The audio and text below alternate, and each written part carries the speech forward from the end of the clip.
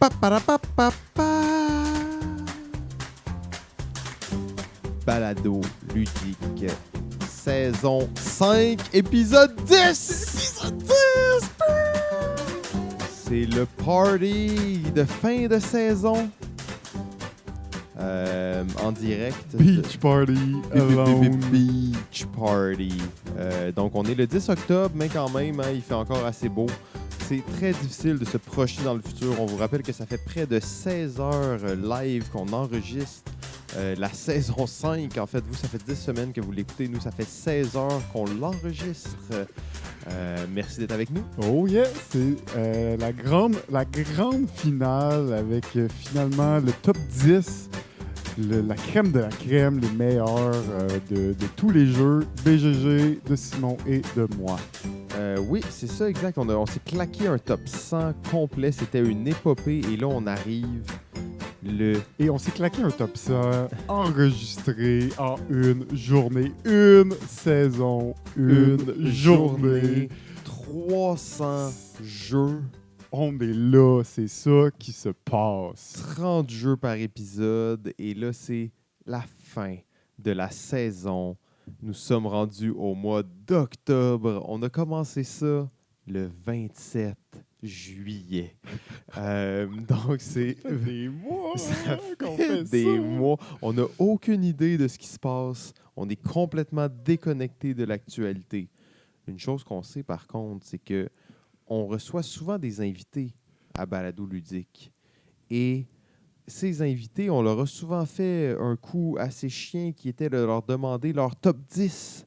Leur top 10 de tous les temps. Le top 10 des meilleurs jeux selon Des eux. meilleurs jeux à vie, seulement 10. T'imagines comme ça devait être tough. C'est un exercice difficile.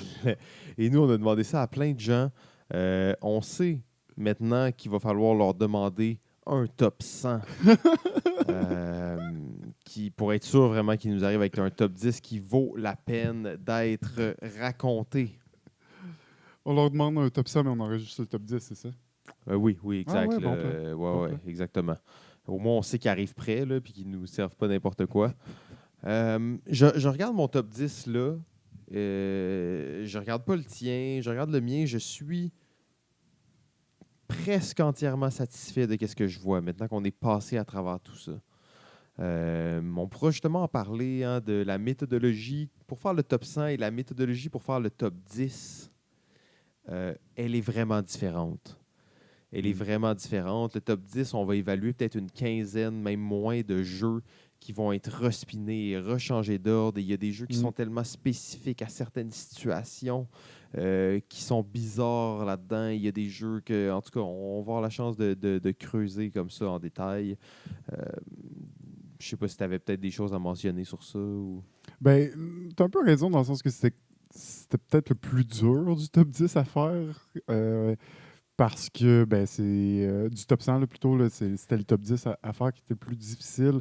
Parce que c'est le top 10, hein, c'est la crème de la crème. On s'entend que s'il est 23 ou s'il est 27, ça ne change pas grand-chose, mais s'il est 3e ou s'il est 7e, ça fait une énorme différence. Ben, c'est ça, exact. Là. Puis il y en a pas beaucoup des jeux qui sont éligibles. Puis pour moi, c'était clair, quand je regardais un jeu, je pouvais savoir il peut-tu faire partie ou il peut pas faire partie du top 10. En fait, moi, j'ai 13 jeux dans mon top 10, si on veut. Il y en a 3, bien entendu, qui n'ont pas fait la cote. Et il y en avait 13 à peu près qui prétendaient être dans le top 10. Oui, c'est ça. C'était vraiment facile de savoir il va être élevé sur la liste, mais pas dans le top 10. Puis après, c'est venu avec l'épuration, toujours choisir. C'était là que j'ai fait le plus de comparer un jeu versus l'autre, là, plus que dans le restant de la liste. Parce que c'était dur, puis encore une fois, est-ce que ça va juste une liste qui est propice à changer? Elle a beaucoup changé les dernières années, même si elle n'était pas mis à jour. Ouais. Dans ton cœur, elle changeait. Mais c'est sûr que c'est une liste qui est continuellement en évolution, en changement, mais comme je disais, dans mon top 10, il n'y a pas beaucoup de jeux si récents. On parle de jeux, 2 jeux de 2018 et plus 2018-2019. OK, quand même, Dans tu le vois, top 10, dans mon top, le jeu le plus récent, 2016. Ouais, OK. Après On ça, est dans 2015. Et après ça, on tombe à 2012. Donc, on est quand même un peu loin derrière. Bel exercice, en fait, de faire Ouais. ça. J'ai hâte là, qu'on puisse approfondir le top 10. Puis c'est des jeux qu'on a souvent beaucoup parlé. Donc moi, je vais pas Forcément, tant hein. m'attarder à vous décrire le jeu, là. Je veux dire, vous venez de vous claquer 300 jeux en 10 heures d'écoute active. Donc, je pense que vous êtes capable d'aller sur BGG, de regarder les jeux que vous ne connaissez pas. Moi, je veux plus m'attarder sur décrire pourquoi ce jeu-là est là. Pourquoi il est positionné de telle façon, qu'est-ce qui fait qu'il est là. Je pense qu'on va pouvoir échanger un peu plus selon notre état d'esprit, hein. On vous rappelle, il est presque 2 heures du matin là, pour nous en ce moment. On est rendu à parler de notre top 10 de Ben tous les oui, temps. et tu sais, on pensait que les épisodes allaient réduire en durée. Ils font Euh, qu'augmenter, en fait. Font qu'augmenter. Et tu check ce top 10-là, et je pourrais parler pendant 1 heure de chacun des jeux. C'est ça, exactement, exactement. On était supposé de faire des épisodes d'à peu près 45-50 minutes si on était chanceux. Nope. Donc, non, c'est ça, ça a pas, ça a pas fonctionné. Je pense qu'on... On est prêts! Ouais, ouais, c'est difficile. On est là et c'est dense, c'est dense. Pour de vrai, là, c'est quelque chose d'unique. Là. Notre prochain top 100, il va être dans 10 ans. Là. C'est quelque chose de spécial. On a parlé d'énormément de jeux. C'est une espèce de condensé majeur. Là. On vient de...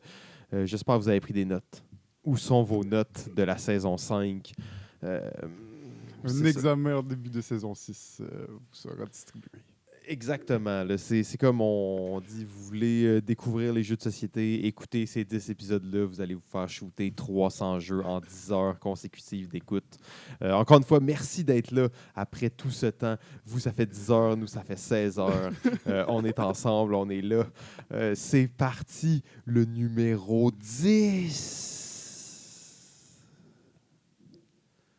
Sur BGG, le numéro 10 est Great Western Trail, un jeu qui se retrouvait là, pas mal plus bas sur la liste de GF, mais qui est là, en fait, à l'orée du top 10. Mhm. Ouais. Ouais. Ben, ça me surprend qu'il soit On est encore bouche bée, hein? aussi élevé, mais en même temps, il y a eu tellement un buzz sur ce jeu-là. Le buzz a duré longtemps. Et il dure encore, comme on peut voir. Top 10, c'est quand même pas n'importe quoi. On n'a pas vu dans ce top 100-là un des spiels du même auteur, Isle of Skye. Hmm, Et pourtant, effectivement. celui-là, Great Western Trail, quand même a été nominé à plusieurs concours et un très, très bon jeu de style euro, mais qui mélange plein de mécaniques assez récentes, là, mais qui est dans un tout complet. Je peux pas savoir pourquoi il est aussi haut sur la liste BGG, mais on peut se douter qu'on est dans la section là, de soit des gros jeux, comme tu disais, les gros jeux euro, les gros jeux Trash. On est un peu dans l'apogée de tout ça. Et pour celui-ci, c'est un gros euro. Alors, qu'est-ce que tu disais tantôt? Jette ou brûle? Brûle ou garde. Brûle ou En garde. fait, tantôt, quand on a parlé, là, et tu décrivais un peu le jeu, qu'on va refaire la même route et que la route évolue Mhm. d'une fois à l'autre, j'ai jamais joué à Great Western Trail, même que j'avais vraiment aucune idée quel genre de jeu c'était.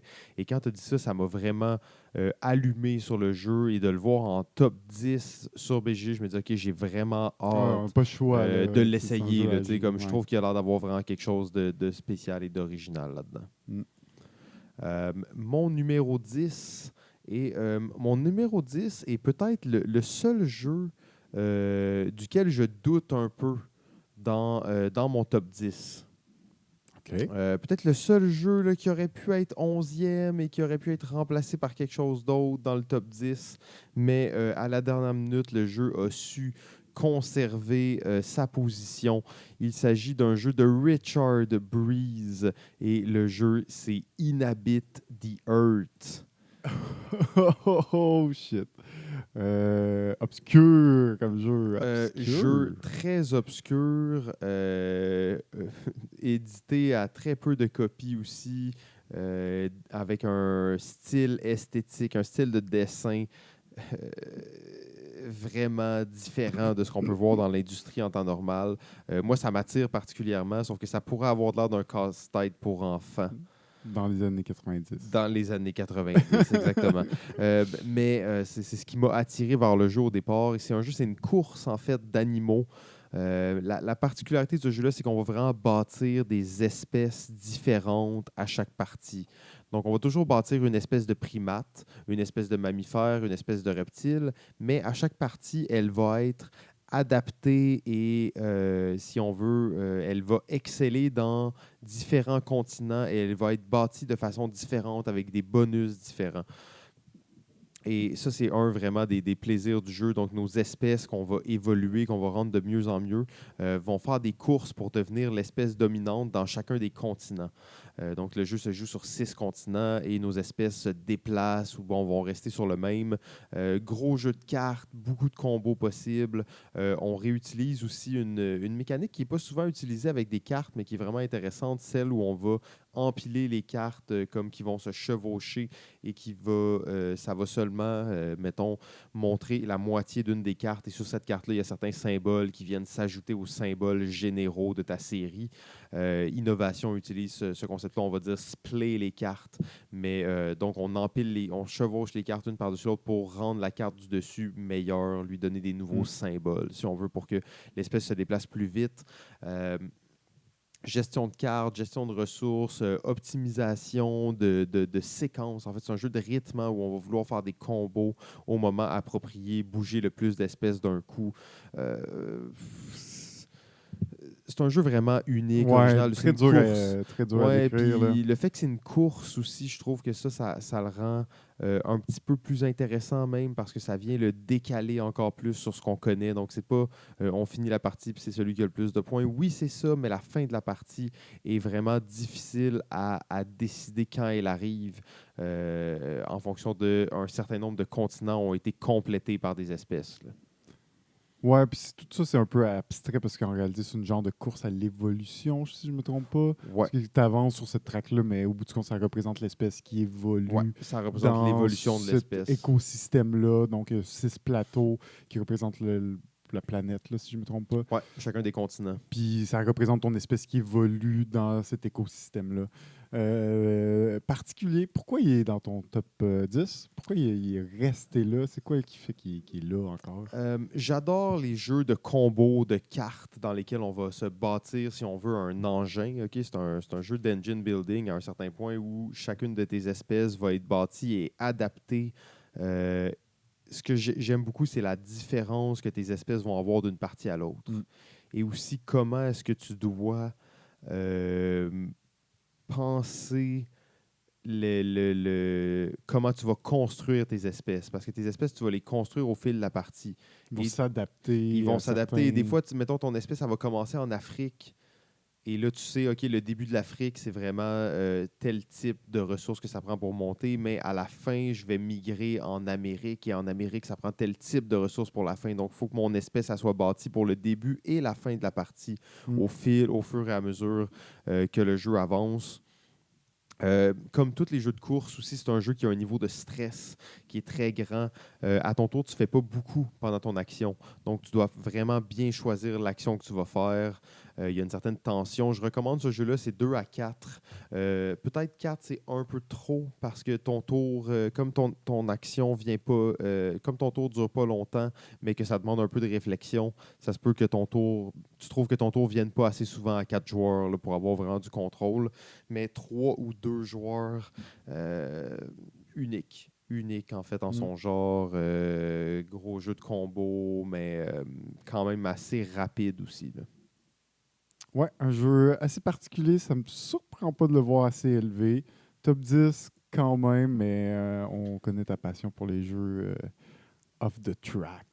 Ouais, c'est ça, Un mais peu, oui, c'est mais ça. en plus, c'est un Richard Breeze. Oui, ça, c'est un donc, des auteurs que j'apprécie particulièrement. Keyflower, entre autres, puis Ouais. c'est type de jeu assez particulier, mais ouais, très. Puis, comme je disais, c'est peut-être celui-là qui est le plus changeant dans mon top 10 là, en ce moment. Mon numéro 10, un jeu super récent qui fait tellement buzzer qu'il n'y a pas de copie nulle part. C'est pas possible à trouver. Ils sont Oh, en oh. reprint parce qu'il n'y en a pas assez, parce Qu'est-ce qu'ils qui se n'ont passe? pas assez imprimé de jeux Non. d'oiseaux. Oh non, les Wing ornithologues. Span, Wingspan, qui rentre dans mon top 10, et oui, qui rentre dans mon top 10. Wow. Après, quand même, pas tant de parties que ça, mais clairement un jeu qui a le potentiel de continuer à monter. Donc, présentement en 10e position. Wingspan, grossièrement, on va dans la partie, notre but, ça va être d'aller chercher, récolter des nouveaux types d'oiseaux qu'on va pouvoir placer sur notre plateau. Et donc, il y a un système d'action dans le jeu qui est super pertinent parce que plus tu vas avoir d'oiseaux dans un type d'action, plus il y a le potentiel d'être puissant, cette action-là. Mais en gros, pourquoi il fait partie de mon top 10? Parce que, première raison, thématique d'oiseaux, très peu de... tu sais, j'aime ça aussi un peu comme toi, là, les thématiques un peu originales qu'on voit pas Oui. souvent.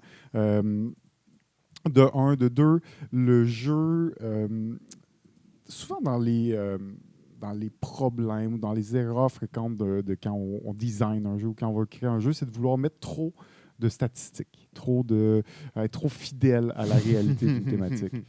Et c'est un jeu, et l'autrice du jeu d'ailleurs, qui a fait complètement ça, qui est rentrée dans ce truc d'avoir des grilles, des fiches Excel avec tous les types d'oiseaux, avec combien d'oiseaux, d'œufs ils pondent, de quel type d'œufs ils pondent, de quel environnement ils viennent, quelle est la grandeur de leur aile, tout ça avec un paquet d'informations qui généralement serait beaucoup trop pour mettre dans un jeu, qui est souvent tellement trop que ça devient non pertinent pour un jeu de société. Genre de trucs que tu pourrais voir dans un jeu vidéo, mais pas dans un jeu de société où tu as assez d'épuré.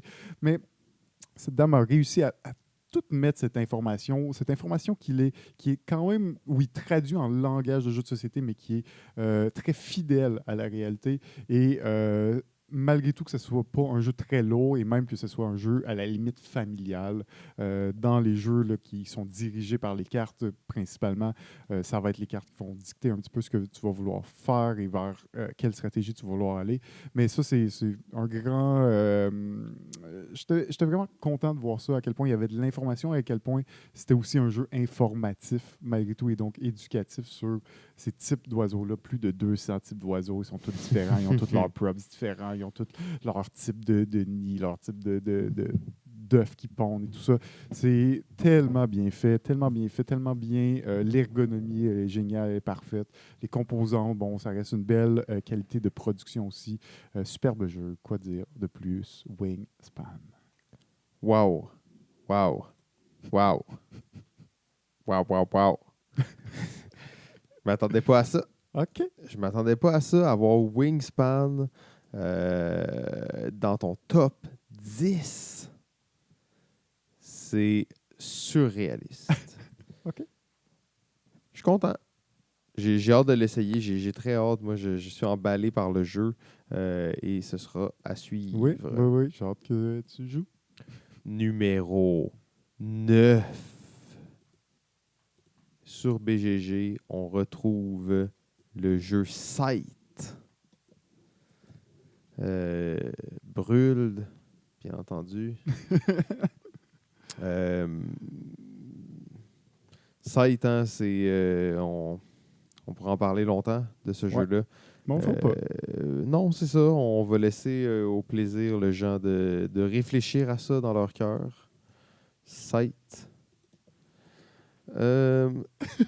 Mon numéro 9, un jeu qu'on a déjà parlé un petit peu plus tôt. OK. Les Châteaux de Bourgogne de Stéphane Feld de Oh. 2011. Top 10. Ouais, et top 10. Excellent. Et ce qui est encore plus excellent de ça, c'est 2011. On s'entend que c'est quand même un jeu qui est assez vieux. Mais moi, j'ai découvert ce jeu-là en 2018.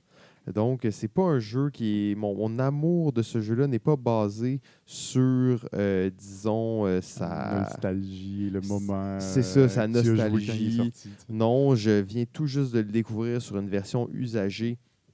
Le jeu est atroce, il est affreux. L'ergonomie n'est pas excellente et les symboles sont difficiles à comprendre, mais le jeu est excellent. En fait, on va bâtir une ville et en fait, au-delà de ça, ça va être une espèce pas d'empire, mais de, de domaine, si on veut. Ouais. Il va y avoir plusieurs villes, plusieurs bâtiments, tout ça, avec des systèmes d'action vraiment original, de pige, de dés, en fait.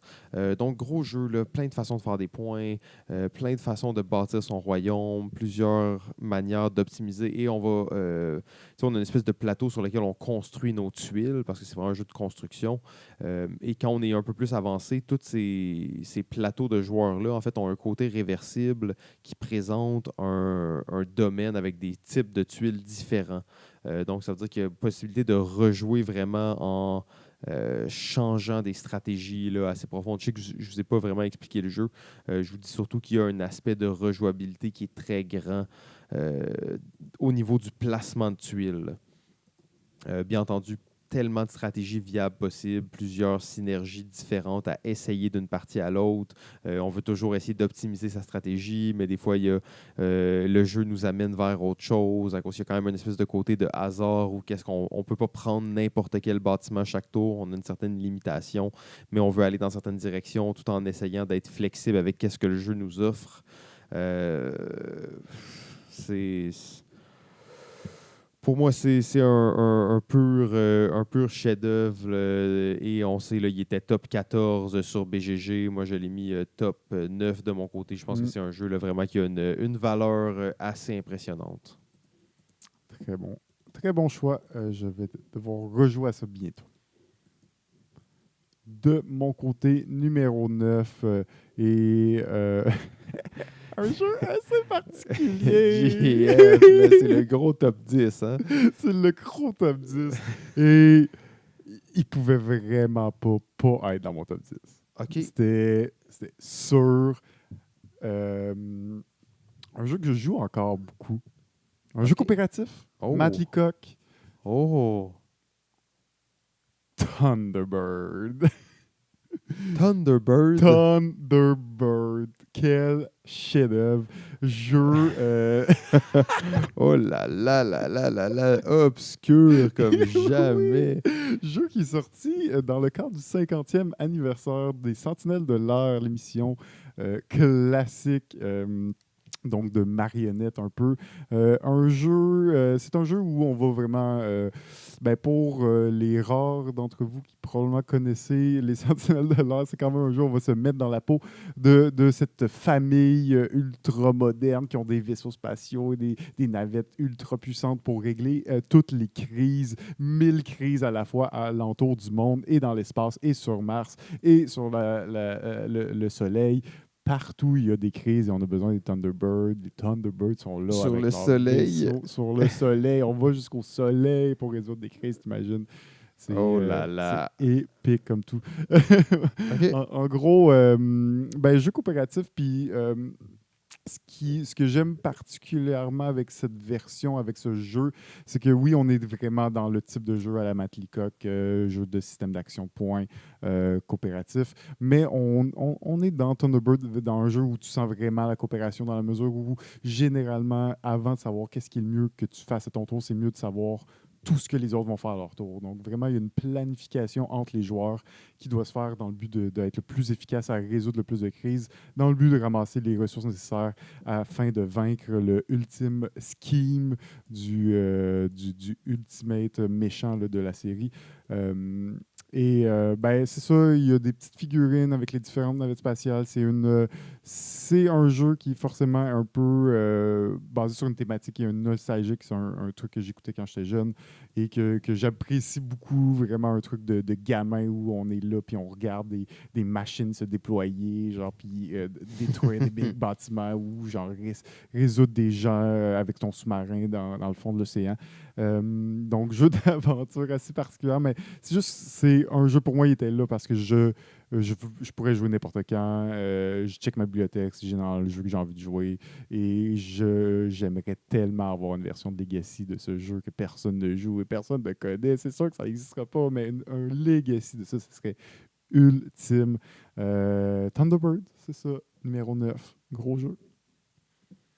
Wow! Ça, c'est une surprise. En fait, j'ai pas de reproches à te faire là, ou de commentaires négatifs. En fait, c'est vraiment juste une surprise. J'apprécie que ce jeu-là soit dans tes tops. J'ai jamais joué d'ailleurs. Tu m'as jamais proposé de jouer, mais j'ai un grand intérêt. On n'a J'aimerais. jamais joué, c'est Non, vrai? j'ai jamais Wow! joué. J'aimerais vraiment l'essayer, en fait, parce que tu m'en as souvent parlé et je trouve ça cool, là, justement, de pouvoir mettre des vaisseaux Ouais, dans des peut-être vaisseaux. un Puis- petit peu overhypé pour toi en ce moment. Tu ouais, mais gardes ça là, d'esprit, on mais s'entend qu'il se l'a mis dans ton top 10. Là. numéro 9, mon gars. Fucking meilleur numéro 9 jeu de l'histoire du jeu.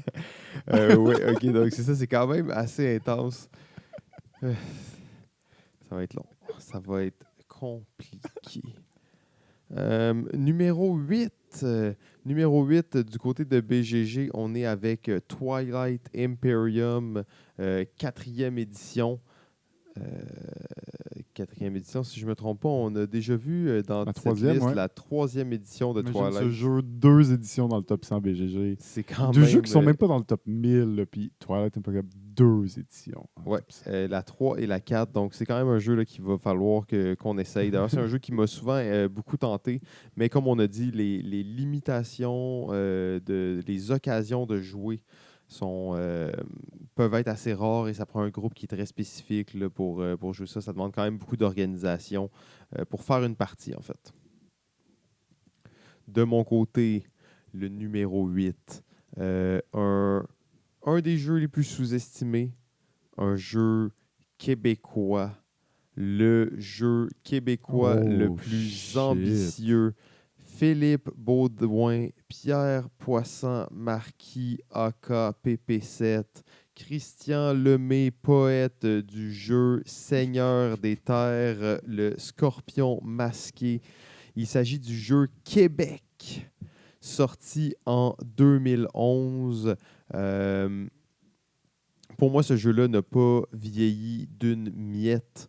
Il y a peut-être certaines choses là, qui pourraient être un peu, juste un tout petit peu raffinées. Je pense à l'espèce d'extension là, d'événements, qui est un espèce de mode avancé. Mais sinon, ce jeu-là là, est totalement d'actualité. Un espèce de worker placement hybride avec de la négociation et des majorités dans les cascades. Tu avais parlé un peu de la cascade, quelque chose d'assez difficile à décrire comme ça, mais qui est une réelle innovation là, qu'on ne va pas retrouver dans beaucoup de jeux, en fait, dans lesquels nos points vont cascader d'une catégorie à l'autre pour faire plus de points si on est majoritaire. Donc, il y a comme moyen d'aller chercher des points sur ces points. En plus, retrace l'histoire de la ville de Québec en 400 ans. Je dirais pas qu'on sent ça à 100% quand on joue au jeu, mais à chaque siècle, il y a une sphère de la vie qui est plus prédominante, donc comme la culture, le militaire, la religion, l'économie. Et à chaque siècle, en fait, la ville de Québec va être centrée autour d'un de ces thèmes-là en priorité.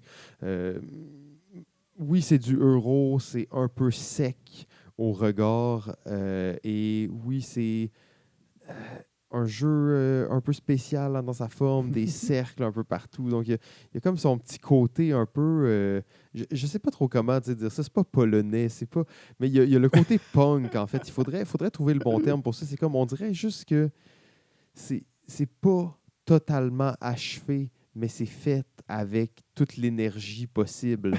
Euh, et ça a comme le côté un peu artisanal de la chose. Et Québec, pour un jeu de cette ampleur-là, fait au Québec en 2011, admirable. S'il vous plaît, l'édition de luxe de Québec. Quitte à ce que ça se passe à Montréal, je serais encore plus excité. Mais top 8. Top 8 de tous les temps, il faut continuer à propager ce jeu-là. Ce jeu-là ne doit pas tomber dans l'oubli. Bon choix. Mon numéro 8 est la version un peu plus ancienne du jeu Sid Meier Civilization de Board Game, la version de 2010. Le gros jeu épique. Le gros jeu épique de 3 à 4 heures de civilisation où on est là dans une forme le plus près possible du jeu vidéo. On est vraiment dans un jeu très calqué sur le Civilization 4.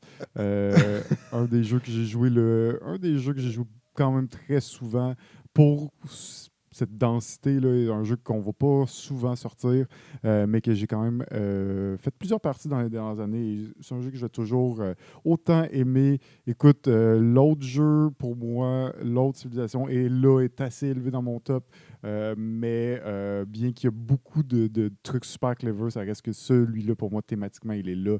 Et C'est le vrai civilisation. la vraie civilisation le plus pur un peu, le plus proche de sa forme optimale. C'est un jeu que j'adore, que j'aime beaucoup. Je ne vais pas en parler vraiment plus, je pourrais en parler pendant des heures, tellement de choses à dire sur ce jeu, mais civilisation de board game, pour moi, ben, c'est ça, numéro 8. Oui. Ça va, Sim? Oui, oui, oui. Non, non, je respecte ce choix controversé. Ben, ouais. Numéro 7. 7. 7.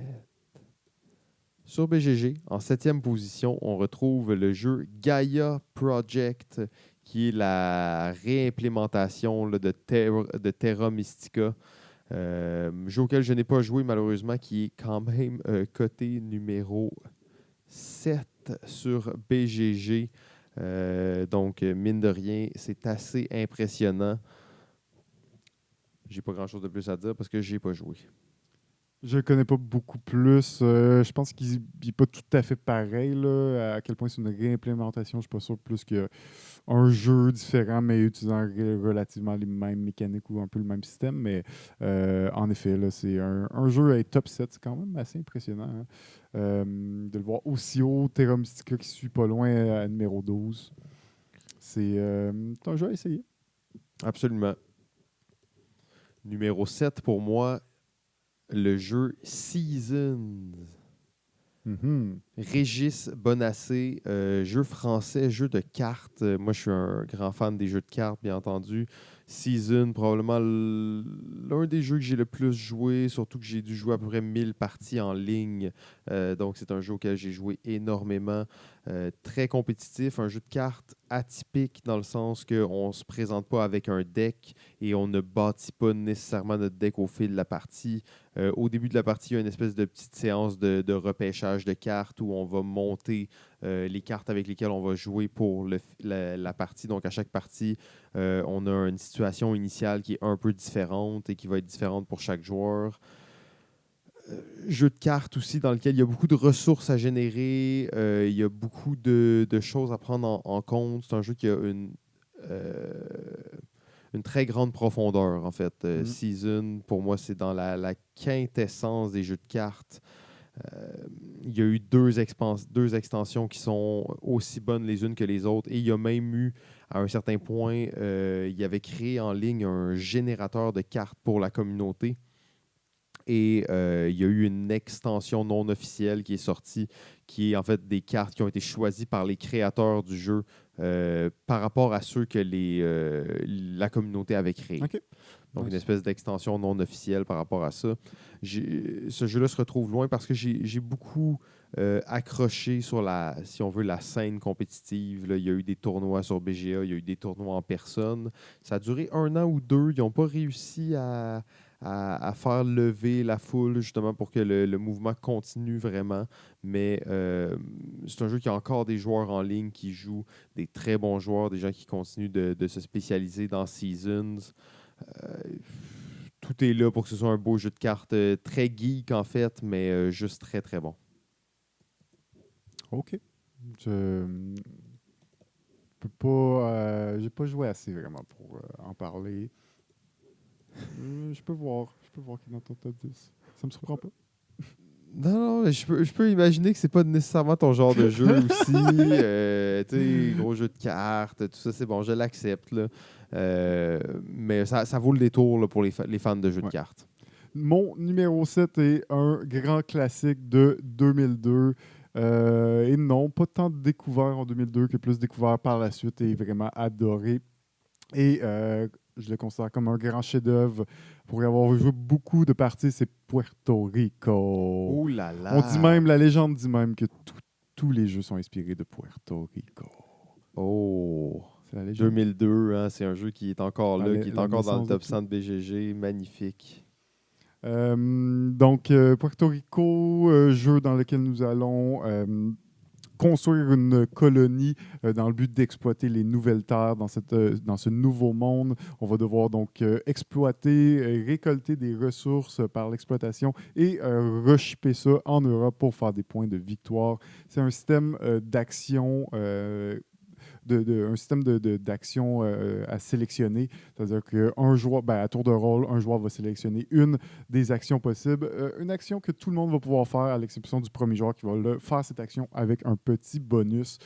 Donc, ça peut autant être construire des nouvelles usines, construire des nouveaux champs de production, essayer de vendre nos ressources au marché pour faire de l'argent, ou tout simplement tout refiler à l'Europe pour essayer de remplir les bateaux du plus de nos marchandises dans le but de ramasser des points de victoire. C'est un jeu qui se termine quand le pool de points de victoire est terminé. Donc, il y a un nombre de points de victoire fixe prédéterminé en début de partie.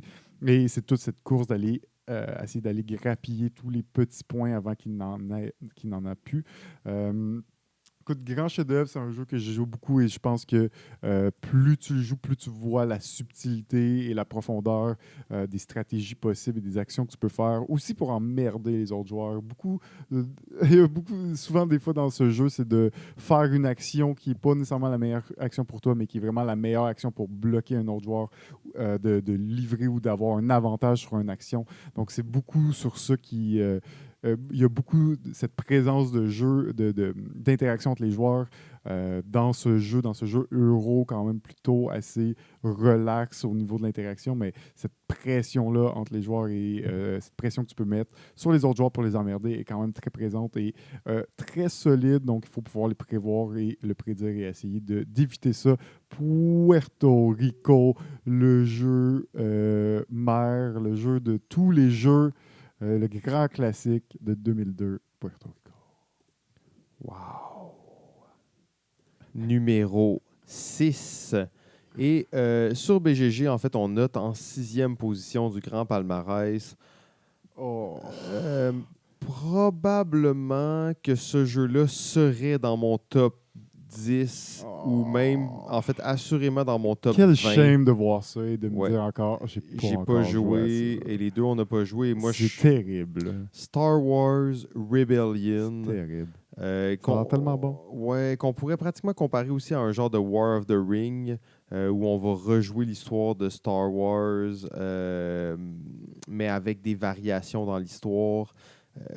Je pense que le jeu, si t'es moindrement fan, moi je suis pas un fan fini de Star Wars, mais je connais ça et j'aime ça quand même en général. Je pense que juste le fait de connaître ça un petit peu est suffisant là, pour mettre le hype meter dans le tapis et créer des situations là, comme tu rejoues l'histoire, mais c'est complètement différent. Donc Luke, est-ce qu'il rejoint le côté obscur? C'est Han Solo, c'est la princesse Leia qui se fait cryptogéniser. Donc il y a plein de variations dans l'histoire qui vont se créer et qui vont changer, en fait, qui vont vous permettre de rejouer ce classique des classiques. Je pense qu'en plus, au niveau des mécaniques de jeu, c'est très solide. C'est ça, c'est une honte de notre part. Ouais. C'est une honte. Mon numéro 6, il s'agit d'un jeu, et là, je crois qu'on complète un triplet. Il s'agit du jeu Dominant Species. Oh yes. Chad Jensen, GMT. Un gros worker placement. Un placement d'ouvriers dans mon top 10. Il y a 4 ou 5 jeux de placement d'ouvriers. C'est quand même un style que j'affectionne particulièrement. Placement d'ouvriers, mais aussi beaucoup d'area control, de déplacement de troupes sur un plateau de jeu. Le fait que ce jeu-là est tellement épuré de toute substance, c'est des cubes et des cubes et des cubes. Et les gens chiolent là-dessus. Pourtant, pour moi, c'est ce qui lui donne son côté vraiment unique et élégant. Le fait que tout soit représenté par des cubes et des petits cônes. Chaque joueur va jouer aussi une espèce. Et je trouve que ça, c'est vraiment excitant de savoir que toi, tu es les oiseaux, toi, tu es les mammifères, toi, tu es les insectes. Chacun a sa particularité et ton rôle est différent dans la grande chaîne du jeu. je trouve que justement 3-4 joueurs, c'est assez intéressant aussi là, pour Dominant Species, qui est un des premiers gros jeux auxquels on a joué, mais un jeu duquel on se tanne pas et qui vieillit très bien, en fait. Ah oui, absolument. Absolument. Rien de plus à dire. Je pense qu'on en a bien parlé. Présent dans les 3 listes. Un Boom. triplet de plus. Bon choix. De mon côté, enfin présent dans ma liste top 10, le jeu des calendriers Maya Tzolk'in. Ouais. Fais pas ton surpris, tu savais que ça allait être là. Tu peux pas nier que tu savais que ça allait être dans ma liste. Et tu peux pas nier que tu sais que ça allait faire partie de mon top 10 et que tu acceptes ça. Non, pour de vrai, j'avais complètement oublié que tu l'avais pas nommé. Maintenant, là, tu sais, que je me revois dans le passé, je suis comme, OK, il l'a pas dit là, il l'a pas dit là. Fait que oui, effectivement, par déduction, je me dis, fuck, c'est sûr qu'il allait le mettre dans son top 10. Mais je l'avais comme évacué. Ah, c'est ça. Tu souhaitais qu'il soit pas là, mais non, il est encore là. Et oui, numéro 6, il aurait pu être plus haut. Il a été plus haut. Ouais, il n'est pas dans le top 5. Hein, il n'est pas dans le top il a 5. été plus haut très longtemps. Ça a été très difficile de choisir sa position. En effet, perdu peut-être quelques positions, mais un jeu que j'apprécie toujours autant. Donc, jeu de placement d'ouvriers où nous allons placer nos ouvriers dans les différentes sections du plateau. Toutes ces sections sont reliées, sont un engrenage en soi et on va placer nos ouvriers sur cet engrenage-là. Des engrenages qui sont tous reliés à l'engrenage central qui va dicter le nombre de jeux de tours dans la partie. Donc, à chaque tour, nous allons bouger l'engrenage central d'une case, ce qui va faire bouger tous les engrenages des actions et ainsi que nos ouvriers, ce qui va nous permettre de faire des actions. Plus notre ouvrier est avancé sur un calendrier, sur un engrenage, plus il va faire une action puissante de ce type-là. Gros jeu de gestion de ressources, on est dans le euro absolument cérébral, plein de façons de optimiser des actions, des stratégies vraiment funky pour faire des points. Ça reste que, peut-être pas le jeu qui a le plus de possibilités. On est souvent un peu dans les mêmes types de stratégies, mais forcément, tu es obligé de t'adapter au choix des autres et d'explorer d'autres façons. Il y a quand même beaucoup de façons là, d'exploiter des points de victoire dans le jeu et différentes façons d'arriver un peu à la même méthode d'en faire. Et c'est tout ça et toute cette exploration du jeu qui est superbe.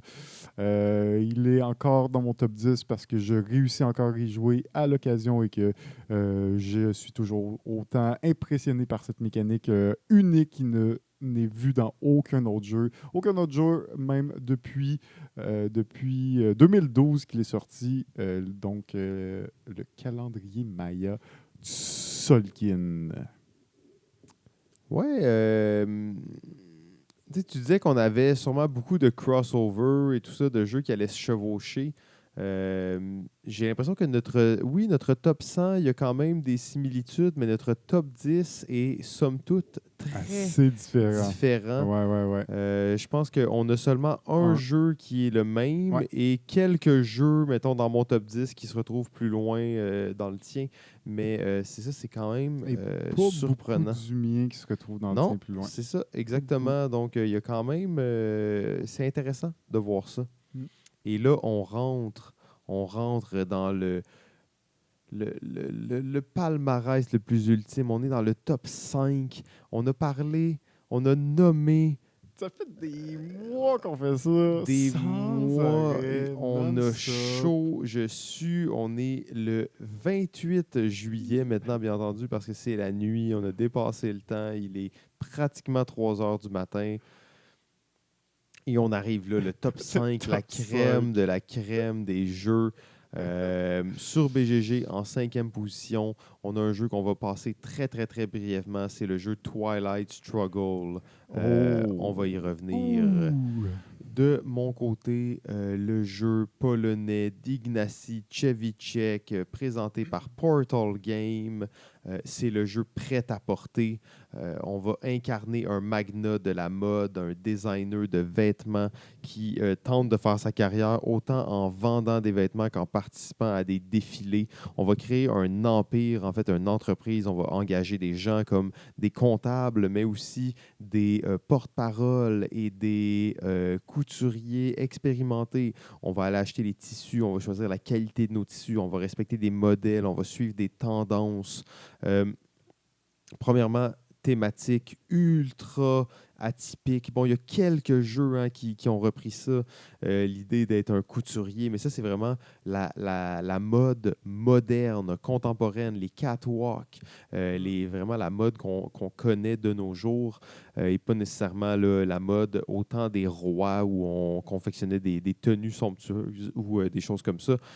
Prêt à porter, en fait, j'en ai parlé tellement souvent. En plus, c'est un worker placement ultra serré. Dès le début de la partie, on sait exactement combien on a d'actions. On sait combien on va avoir d'actions à la fin de la partie. Il n'y a pas moyen d'avoir plus d'actions, d'avoir plus de workers, en fait, d'avoir plus d'ouvriers. Ça va être vraiment prédéterminé dès le début de la partie. Donc, vous savez exactement combien d'actions vous allez faire. Vous allez tenter de présenter vos collections à des moments stratégiques dans le temps. Donc, à chaque temps de tour, il va y avoir un défilé qui va se tenir dans telle ville et telle ville aime telle chose. Vraiment là, un jeu de gestion comme il y en a peu. Très hâte de voir la 3e édition qui s'en vient. Ah oui, 3e édition, hein, quand même. Ouais, ben la deuxième, théoriquement, la première, je ne sais pas si elle a déjà existé ou je ne sais pas si elle a été ailleurs une que. version seulement polonaise, peut-être. Probablement, exactement. Qu'il y a eu une réédition qui a été internationale, Ouais. peut-être. L'édition qu'on a ici, C'est comme la deuxième. c'est la 2e édition, exactement. Oh yes, ben oui, très bon jeu, très cool. Très hâte de voir la nouvelle édition. Moi aussi, donc mon numéro 5. Mon numéro 5, c'est le jeu sorti en 2016, qu'on joue encore souvent, qui s'appelle Terraforming Mars. Oh là là là là là là. Forcément, si je ne l'ai pas vu plus tôt dans ton top, on peut se douter qu'il est présent. On va peut-être en parler un petit peu plus quand... Exact. On l'a même pas vu sur la liste BGG encore, JF. Oh my God. Tu l'as mis loin, là. Oh my God. 5e position. Oh là là. Top 5 quand même. Top 5. Oh là là. En 4e position sur le grand palmarès BGG, que retrouve-t-on? On retrouve le jeu Terraforming Mars, on va garder pour un petit peu plus tard. On va le parler dernier bientôt. triplet. Peut-être notre dernier triplet. Je pense qu'on va avoir d'autres triplets jusqu'à la fin. Oui. Il reste 5 jeux? Oui. 4 jeux. Ben, en fait, d'ailleurs, le jeu, mon 4e choix, est un triplet. Ah oui? Il s'agit du jeu de Richard Breeze, Keyflower. Ah ben, forcément. Keyflower, on en a parlé plusieurs fois. Le jeu, un jeu un peu justement indépendant, encore une fois, petite édition. On va jouer, en fait, on va coloniser, si on veut, l'Amérique, mais c'est très éthéré. On va créer des villages dans le temps des premiers bateaux là, qui venaient de l'Europe pour coloniser l'Amérique. On va construire nos petits villages dans des jeux d'enchères vraiment particuliers avec un aspect de worker placement aussi. Donc, on a des enchères avec du worker placement et avec beaucoup de ressources secrètes derrière un petit paravent. Concept très unique de jeu où tu peux aller jouer chez l'autre joueur, donc aller faire des actions si. Donc, c'est un worker placement où tu peux jouer chez les autres. Hein. Donc, ça, c'est toujours intéressant d'avoir ce jeu-là, d'avoir des particularités comme ça dans un jeu. Oui, mais quand tu vas jouer chez les autres, tu leur donnes tes workers. Exactement. Donc, tu perds tes workers. Il y a une gestion des... l'économie des workers dans ce jeu. Là. Exactement. Il y a une belle gestion des workers. D'ailleurs, une des petites particularités du jeu qui est vraiment spéciale, on se rappellera, la couleur des workers est importante pour aller miser sur certaines tuiles. Et si, mettons, moi, j'ai juste du bleu dans ma main, ben, je vais juste pouvoir jouer sur du bleu. Et il y a une certaine couleur particulière qui arrive plus tard dans la partie ou à certains points dans la partie, c'est les verts. Mais les verts, leur seule particularité, c'est qu'ils sont d'une autre couleur. Fait que c'est-à-dire que s'il y a juste un verre dans le jeu et que moi j'ai un verre et que je le joue C'est une priorité absolue sur pour faire une enchère sur une tuile et que je joue un verre, ben dans le fond, cette enchère-là se joue en verre. Et moi, j'ai le seul verre du jeu. Donc, je suis sûr de le remporter avec un verre. Euh, donc, j'explique ça. C'est un peu abstrait, mais ça montre qu'il y a des belles particularités dans le jeu. En plus, on va créer réellement une ville dans laquelle on va évoluer des tuiles, on va déplacer des ressources à l'intérieur de notre ville. Donc, il y a beaucoup de choses pour un jeu qui est, somme toute, pas si long et qui se joue jusqu'à 6 joueurs. Et selon moi, ce jeu-là est peut-être un peu long à 6, là, mais a vraiment de la valeur quand même. Se joue à 6 joueurs, se joue très bien à 6 joueurs. Keyflower, vraiment un jeu, là, un incontournable en fait. Très bon choix. De mon côté, numéro 4, un jeu de 1999 du duo d'autant plus que légendaire, multiples champions du Spiel. Et ce jeu gagnant du Spiel de 1999 qui a ouvert la porte des jeux de points d'action. Et c'est le jeu Tikal des auteurs Kissling et Kramer. Donc Tikal est un jeu de majorité dans lequel nous allons explorer une jungle et progresser dans cette jungle dans le but d'essayer de retrouver des temples. Et quand nous retrouvons des temples, nous allons devoir creuser ces temples pour savoir à quel point ils sont élevés. Le but étant de trouver des temples les plus élevés et de prendre possession de ce territoire-là ou prendre possession directement du temple dans le but de faire des points. Ce que j'aime particulièrement du jeu, c'est un jeu avec un système d'action, donc classique maintenant dans les jeux coop principalement, réputé, reconnu par Pandémie qui l'a mis de l'avant, mais un jeu, une mécanique qu'on n'a pas beaucoup vue dans les années 2000 malgré tout, qui est ressorti plus vers la fin, mais un jeu, une mécanique de système de points d'action, mais où tu as 10 actions à ton tour. Tu as 10 points d'action et tu as à peu près 7 actions différentes que tu peux choisir de faire, des actions qui varient, qui vont te coûter entre 1 ou 5 points d'action. Donc, les actions les plus puissantes étant des actions qui coûtent la moitié de tes points d'action de ton tour.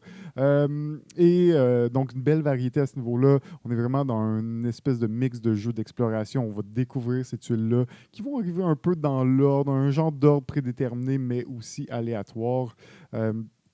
Et 3 moments dans le jeu, on va faire une phase de scoring. Cette phase de scoring, tout simplement, va nous permettre à tour de rôle de regarder sur quel territoire, sur quel temple nous sommes majoritaires et de faire des points. Donc, 3 fois dans la partie, tu essaies de prévoir un peu l'arrivée de ce volcan-là qui nous déclenche une phase de scoring et essayer de te positionner pour avoir des majorités sur le plus de temples possible.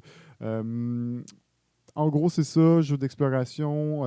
Moi, c'est un jeu que j'ai joué quand même à quelques reprises. C'est un jeu que, depuis surtout la nouvelle édition là, qui est sortie qui a été édité par Super Meeple il y a quelques années. Super nouvelle version, est encore plus belle que l'original, avec vraiment des pièces lourdes, avec les temples qui plus on creuse, plus ils grossissent, plus ils deviennent hautes et vraiment en 3D, pas juste des petits bouts de carton empilé. Donc, Tikal, grand classique pour moi, d'auteur légendaire de 1999.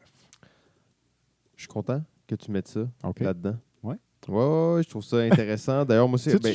Non, c'est ça, en fait. Moi, j'ai joué à Mexica et à Torres. Ouais. Mais j'ai jamais joué à Tikal et je sais que bon, c'est un peu presque une aberration. Là, tu vois, j'ai joué à Mexica et il ne fait pas partie de mon top, mais pourtant, Tikal super élevé. C'est pas mauvais, Mexica, mais il y a quelque chose de puissant là, avec Tikal. Dans Tikal. Dans Tikal, ouais. Et ce système-là, pour moi, est vraiment intéressant, là, le fait d'avoir des actions qui ont une valeur. C'est peut-être un système qui est un peu lourd pour les jeux qu'on connaît, qui sortent maintenant. Mais c'est un système qui fonctionne très bien, qui offre vraiment beaucoup de flexibilité, en fait, dans un jeu, dans le design de jeu, de la façon dont le jeu va être créé. Donc oui, j'ai bien hâte de l'essayer. Là. C'est un jeu un peu old school, mais est-ce que tu le possèdes? Ou? Je ne possède pas, malheureusement, mais c'est le genre de jeu que je pourrais acheter. Là, je le vois à bon prix, c'est clair que je m'en procure une copie. Parfait. On est maintenant rendu dans le méga morceau, le top 3, les médaillés de ce top 100. Oui, merci encore d'être là après 11 heures d'écoute consécutive. Sérieusement, c'est Ultime. extrêmement apprécié. Ultime. En troisième position sur BGG, et on en a parlé quand même abondamment. JF t'en a parlé abondamment aussi. C'est Through the Age, A New Story of Civilization. On l'avait dit déjà, là, le jeu qui reste là, qui se positionne très bien, qui a déclassé vraiment le précédent Through the Ages. Et évidemment, le jeu le plus haut classé de Vlaada Chvátil, qui avait quand même beaucoup de jeux Beaucoup de jeux dans le top 100. hein. Beaucoup de jeux dans le top 100, de effectivement. Vlaada.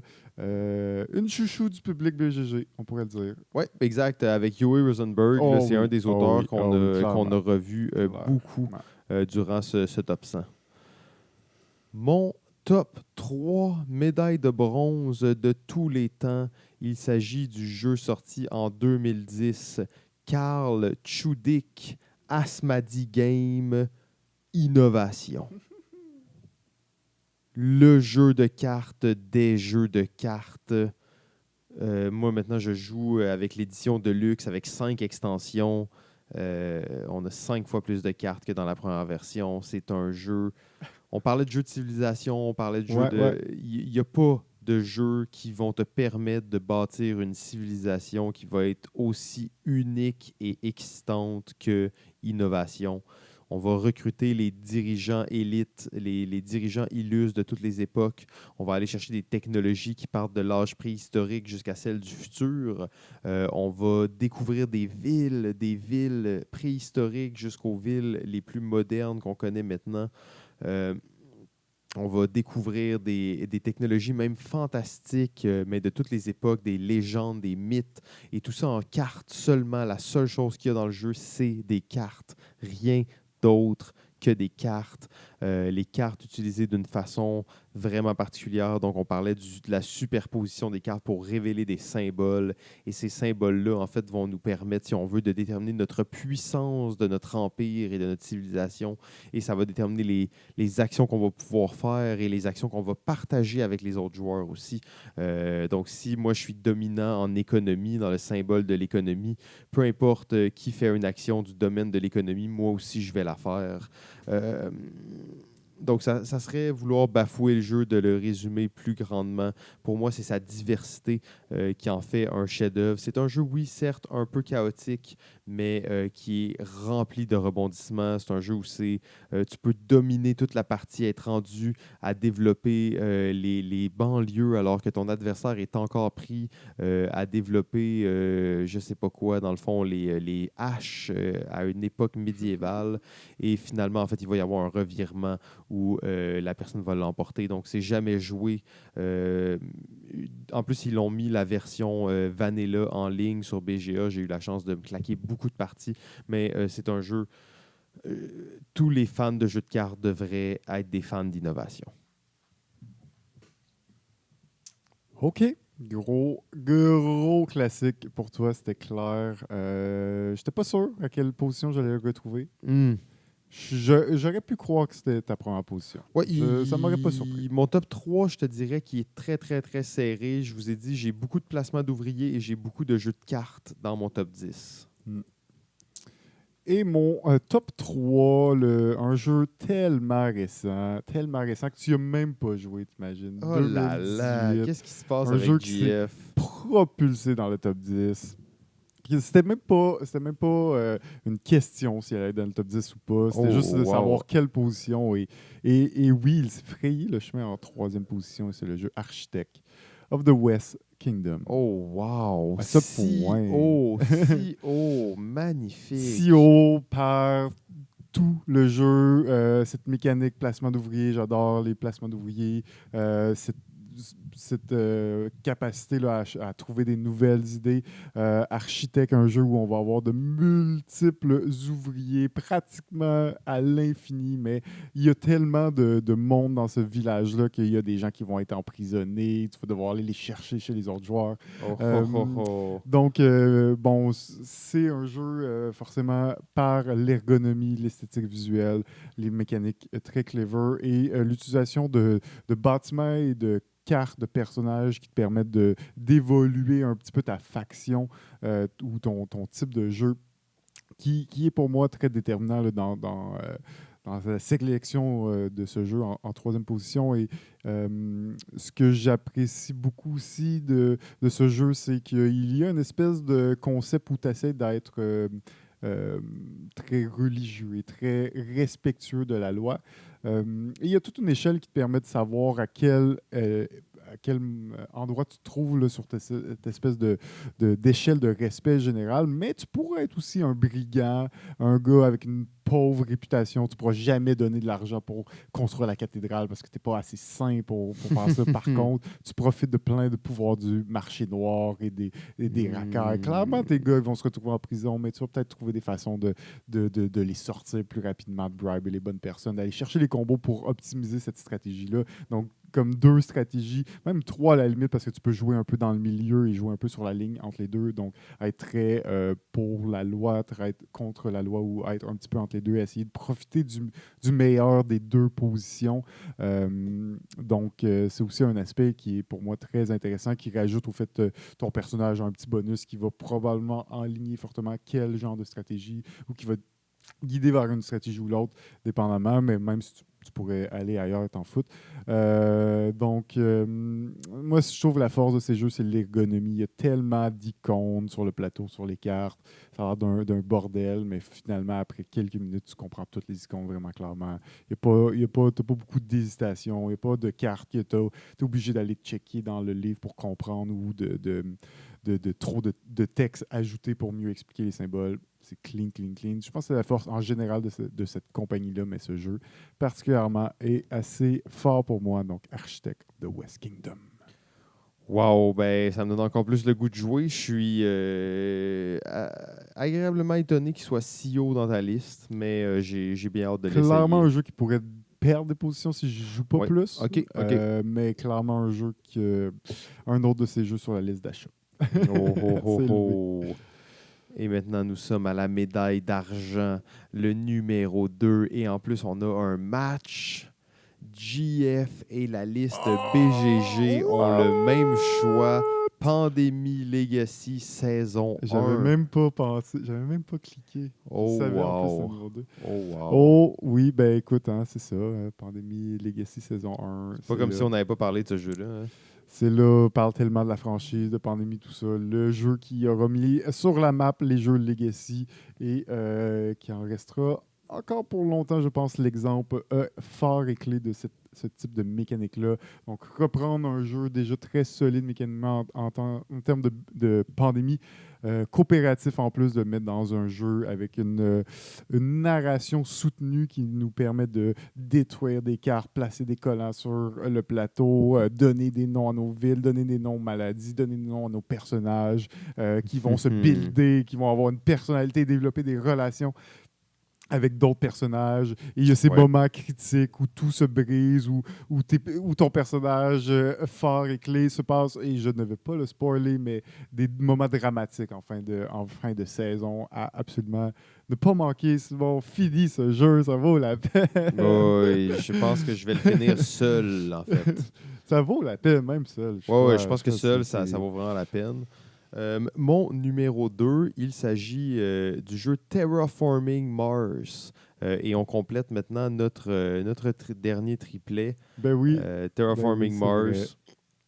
Encore une fois, un jeu dont on a vraiment abondamment parlé. Pour moi, c'est un jeu en plus qui est en train de se bonifier, de devenir un monument avec toutes les extensions qui sortent. Je ne sais pas à quel point il y a peut-être là, des petits ratés là-dessus. Je ne les ai pas tous essayés, mais moi, je suis convaincu que c'est un jeu qui a un long avenir devant lui. Tellement fait avec passion. On sent toutes les cartes ont été réfléchies. Toutes les cartes sont basées sur des vrais faits. Pas des vrais faits, mais des vraies théories scientifiques pour terraformer Mars. Chaque petit détail est important dans ce jeu-là. Chaque carte est pensée. La tension est au rendez-vous. En fait, c'est pratiquement un jeu parfait, en fait, Terraforming Mars. Moi, j'ai acheté les trucs en plastique là, que tu mets par-dessus ta feuille de joueur, et ça rend le jeu là, à la limite de la perfection. Absolument. Et voilà. Et On est rendu. on C'est est la là. fin. Le On l'a fait.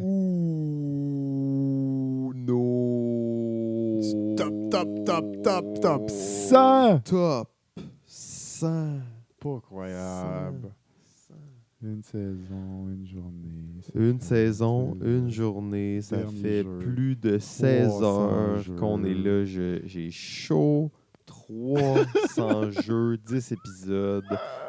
Rapidement, on s'éternisera Yes. pas trop là-dessus. On commence à manquer de temps et tout ça. Premier jeu sur BGG en ce moment, c'est le jeu Gloomhaven. On a trashé un peu là-dessus, mais on connaît aussi des gens qui ont joué plus de 80 parties de Gloomhaven. JF qui était converti au jeu aux dernières nouvelles et qui l'a même pas mentionné dans son top 100. Gloomhaven, gros jeu narratif, dungeon crawler, legacy, où on va évoluer notre personnage, plein de rebondissements, 80 scénarios et plus. Je pense qu'il y a quand même aussi beaucoup d'originalité. Je suis reconnu comme étant un hater de Gloomhaven. Je pense malgré tout que dans le genre, le jeu doit être absolument excellent. Oui, absolument. Et on ne va pas nier sa position pratiquement depuis qu'il est sorti, qu'il a été reçu par les milliers de backers. Boom! Et voilà, il a pris possession de la première position. On a hâte de voir pour combien de temps. Généralement, les premières positions ont quand même tendance à rester longtemps sur BGG. Oui, les jeux changent moins vite à ces niveaux-là et on voit que sa note, elle est pas mal plus élevée que celle de Pandémie Legacy qui est juste derrière. Là. J'ai l'impression que ça va rester comme ça pour un petit moment. Mon numéro 1, numéro uno, médaille d'or de tous les temps, il s'agit d'un jeu d'échange, d'un jeu de worker placement, placement d'ouvriers, d'un jeu d'exploration, d'un jeu de bâtissage d'engins, à la limite même d'un petit jeu de cartes, un jeu qui a pris 10 ans à développer, c'est le jeu Archipelago. Ouh là là, Archipelago, numéro 1. ouais, c'est... Quelle surprise, quelle surprise. Numéro 1, ouais. Ça peut être un choix un peu surprenant et tout ça. Ça reste que ce jeu-là est mon numéro 1 depuis 10 ans. Je dis 10 ans, c'est un peu moins. Là, le jeu est sorti en 2012, mais c'est mon numéro 1 depuis pratiquement toujours. Je Depuis sais... qu'il est sorti, là, pratiquement. Ouais, puis c'est pas un jeu que je joue souvent. Je sais même pas si je joue Non, une fois par année, mais je trouve que ce jeu-là a... J'ai souvent dit, s'il faut que j'amène un jeu sur une île déserte, ça va être celui-là. C'est celui qui a le potentiel de rejouabilité le plus unique. Et il y a un système d'économie qui se crée avec la population, le chômage, tout ça, mais ultra simplement, en fait. Il n'y a pas de grosse manipulation à faire. Là. C'est un jeu semi-coopératif, mais où l'environnement se contrôle très facilement. Pas se contrôle, mais se gère très facilement. L'exploration est absolument magnifique. Archipelago, chef-d'œuvre, en fait. Chef-d'œuvre. Et oui, ben oui, semi-coop, tellement funky ce truc, tu sais, tellement funky. Oui, ben j'apprécie aussi beaucoup le jeu. Je savais pas, c'est ça, je savais qu'il allait être haut dans ta liste numéro 1. J'étais pas sûr qu'il allait rester malgré les nouveautés comme Terraforming Mars qui a pris beaucoup de place et innovation, Keyflower prêt-à-porter, des classiques de longue date pour toi quand même. Ouais, et tu sais, Archipelago date de cette époque-là, en fait, et a réussi à maintenir sa place, selon moi, parce que c'est un jeu d'une ambition peu égalée. Okay? On n'est pas dans le Star Wars Rebellion, là, mais ça rappelle un peu ça. On crée vraiment un empire. On va s'étendre sur un archipel au complet, créer des églises, créer des ports, créer des cités, des marchés. Vraiment beaucoup. On va avoir des enfants, notre population va grandir. Donc, il se passe beaucoup de choses. Et finalement, mon numéro 1, le top du top, un jeu forcément que j'allais mettre assez haut et qui prend la première position, c'est le jeu Twilight Struggle. Boom! Twilight Struggle, écoute, c'est un jeu, un gros GNT 2005, jeu de confrontation, guerre froide. On n'est pas en train de construire des bombes dans celui-là, mais on est en train de contrôler le monde, placer nos influences dans les différents pays et territoires dans le but de nous rapporter des points de gloire et espérer de remporter cette guerre froide. Écoute, c'est un jeu que j'ai quand même beaucoup joué. Je ne me considère pas comme un expert du jeu, malgré tout, parce que je ne suis pas à essayer d'apprendre toutes les cartes par cœur, mais par défaut, pour y avoir joué beaucoup, je connais beaucoup des cartes par cœur. Je connais certaines choses à faire ou à ne pas faire, sachant certaines stratégies. Je connais les opening moves, autant pour les Russes que les Américains ont un peu ce genre de jeu sur rail que tu disais. Ben, c'est un jeu comme ça, hein, c'est un jeu politique où on revit un peu l'évolution de la guerre froide entre les deux grandes nations à travers les années via plein d'événements réels qui sont produits, qui vont se déclencher soit plus tôt, soit plus tard, dépendamment, ou peut-être jamais.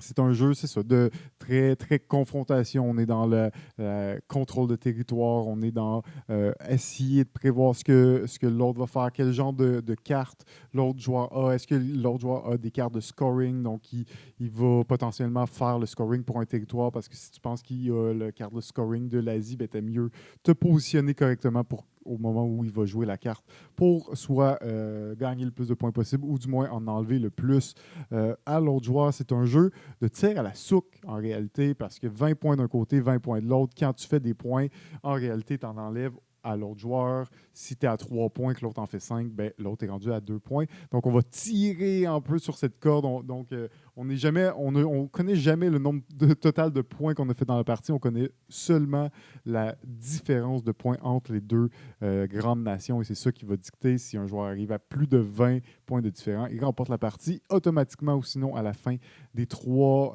âges du jeu, on va faire un dernier scoring de tous les territoires. Le joueur qui a le plus de points de victoire l'emporte. Écoute, c'est un jeu, là, il y a des moves, il y a des cartes classiques, il y a des trucs. C'est tellement un jeu que tu connais un peu par cœur, ou que tu essaies d'optimiser toutes ces cartes-là, de te rappeler de toutes les bonnes cartes et d'optimiser l'action de chacune des cartes pour la jouer l'action au moment où il va être le plus privilégié, le plus opportun pour toi.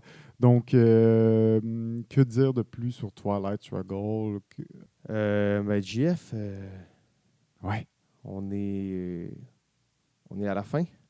Quoi, c'est déjà fini? C'est déjà fini. On est suant comme jamais. Ça fait près de 17 heures qu'on fait ça. Oh là là.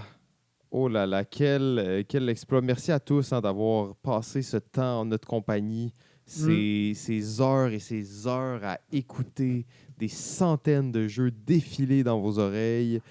Une anthologie, on ne va pas dire que c'est un chef-d'œuvre, mais on va quand même dire que c'est quelque chose de particulier, quelque chose qu'on ne voit pas tous les jours et que surtout on n'entend pas tous les jours.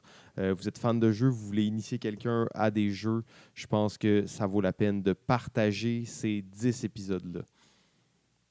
Oh oui, écoute, gros défi aussi pour nous, défi de le faire en une journée, défi relevé. Défi relevé, à bravo. tous les gens qui ne croyaient pas en nous, hein? Ben c'est ça, on l'a fait. Nous avons réussi. Sinon, ben, c'est la fin de la saison. C'est la fin de la saison qui vient à peine de commencer. Il y a 16 heures. Mais pour vous, ça fait 10 semaines. On est en octobre. On n'a aucune idée de ce qui se passe. On se retrouve en novembre. On se retrouve en novembre pour SN. On se retrouve en novembre pour le Salon du jeu de société de Montréal. On se retrouve des concours de proto. On se retrouve en novembre pour parler du concours de proto. Il y a tellement de belles choses qui s'en viennent. Novembre est probablement l'un des mois pour le jeu. Le LAL, comment oublier le LAL? Tout s'en vient. De SN. Merci à jeux.ca. Merci au Fil Studio. Et merci à vous tous. À vous tous, partagez, commentez. C'est tellement important pour nous. Ciao. Bonne nuit. Ciao, bonne nuit. Dormez bien, c'est important de vous reposer.